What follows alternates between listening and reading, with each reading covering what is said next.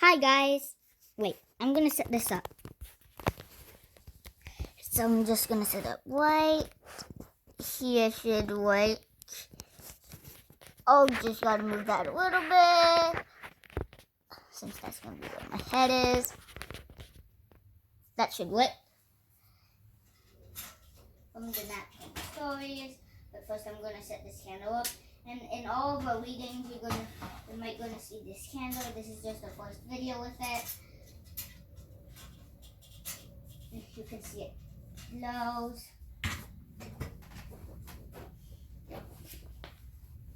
And today we're going to read a book from Naptime Stories, Captain Mateo Searches for Buried Treasure by Sabrina L. White illustrations by the Ople. And this was given from my mom's cousin, Zekie.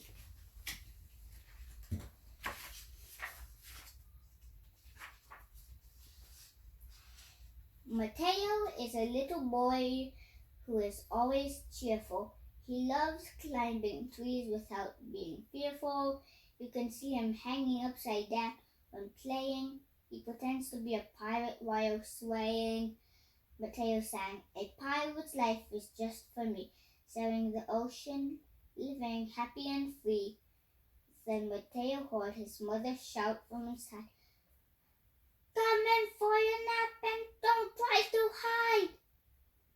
And you can see him swaying on this branch, hanging upside down. And he's also thinking of being Pirate Mateo. Mateo frowned as he walked through the back door. "I don't like naps, Mommy. They're such a bore." Mateo's mother replied, "Even a pirate has to take naps. This is the way everyone can get the energy back." And he's frowning, and frown means like if you're sad, angry. And he has a pirate painting, and he's sitting on his bed. Mateo closes his eyes, and the world turned dark.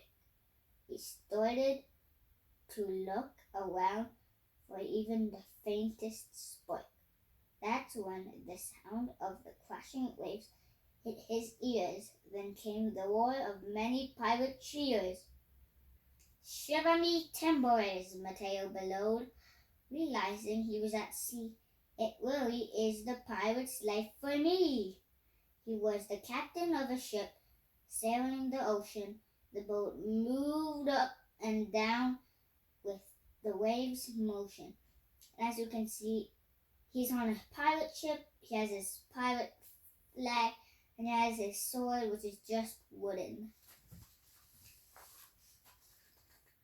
Captain Mateo saw a pod of seals swimming alongside the ship. "Hello there," he called, hanging onto the side with a firm grip. And then, much to his surprise, one of the seals turned his head and met the captain's eyes. "Captain," said the seal, This treasure buried on an island right that way, and no one can seem to find it, is what they say. But the rough seas are what gives them a scare. Only the brave pirates have gotten through there." "Head for the island," Captain Mateo ordered. "We must find the treasure. Set the jig, steer the helm, make way for the sail." The ship sailed toward the island with the treasure in mind. Would there be a lot of gold to find? Then a colossal shark came from nowhere to bump the ship. Captain Mateo almost fell off when he felt his foot slip. You can see the shark hit the boat real hard, and there's waves behind the boat. He grabbed for the flagpole and held on tight. He walked to the left and the right.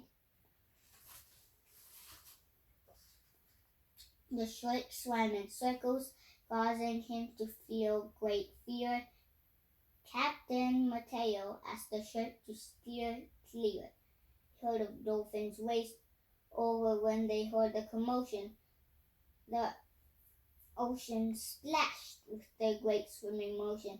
One dolphin rammed the ship hard, sending it away.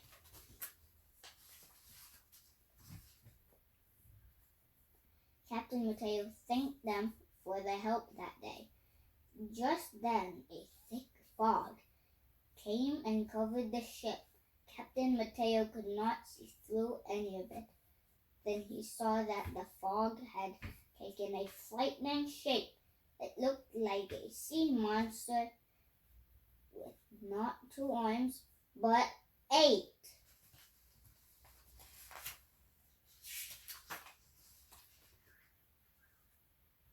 Captain Mateo closed his eyes to avoid seeing the sight. That thing was the stuff of nightmares in the middle of the night. The ship was tossed all around against the tall waves. This was not how Captain Mateo had wanted to spend his days. He grabbed onto anything that could help him survive. Captain Mateo thought for sure that the ship would capsize. At that moment, a whale lifted the ship toward the sky. Captain Mateo thought that his pirate ship could suddenly fly. The whale carried the ship to a lovely island that sat alone. Captain Mateo had a feeling this was the hidden treasure's home. He saw a little house with beautiful flowers all around. Just a lonely island, trees above it, and flowers all around. Small cottage. Captain Mateo got out of the ship and carefully climbed down. An old lady with bright red hair greeted him. Then she said her name was Ruby Redhead with a pleasant grin. "You're here to find the hidden treasure," I went on. "I believe it's in the backyard next to my flower garden. You're welcome to take a look round, but so far no treasure has been found." Captain Mateo said, "Well, that's going to change today." Then he hurried off and began to dig away. After a while, Captain Mateo worked up a huge appetite. He asked Ruby if she had anything to eat and yummy to bite. Ruby laughed and made lunch for them both to eat. They chatted, and Ruby told him all about her island retreat. "I want a place to relax, garden, and read in peace. So when I found this island, it was more than pleased."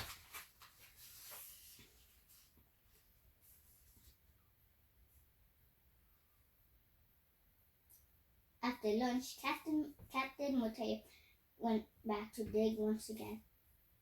When the hole was big, Ruby suddenly stopped him. "But I have not found the treasure," the captain revealed. Then Ruby handed him a crisp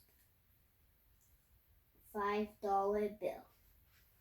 "Your $5 richer than you were before.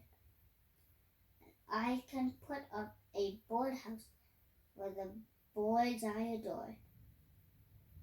Captain Mateo asked if there ever was any treasure. Ruby said, "That is something only you can measure."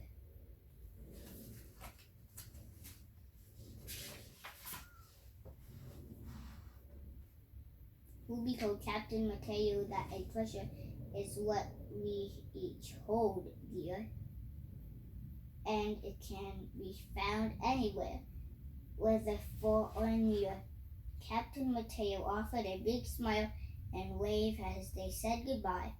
The sails fluttered on the ship under the wind's sigh. If you think deeply, you will discover your treasure. It likely brings you joy, love, laughter, and pleasure. Before Mateo could speak, he awoke from his dream, but he seemed to know what Ruby Redhead did mean. My treasure is my family, and they cannot be replaced.